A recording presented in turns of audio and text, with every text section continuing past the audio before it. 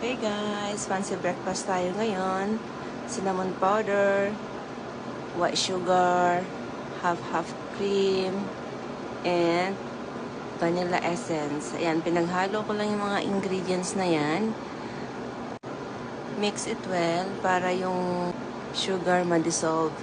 At yan, nag-prepare na rin ako ng bacon. Ang gamit ko lang dyan ay white sliced bread.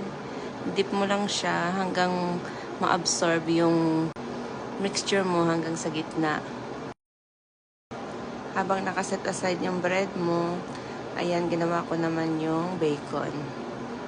Sa kabilang pan, mag-slice ka lang ng butter, i-melt mo lang siya, tapos ilagay mo yung bread, baliktarin mo para yung kabilang side, meron naman siyang butter, hindi lang yung isang side.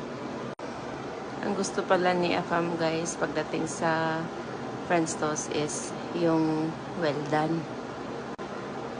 Ayaw niya yung medyo may puti pa. So after that, i-cut mo lang siya into triangle.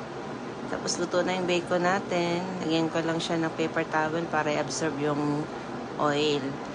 There you go! Ready na ang breakfast natin. Bon appetit! Mas masarap siya guys pag may whipped cream. Talagang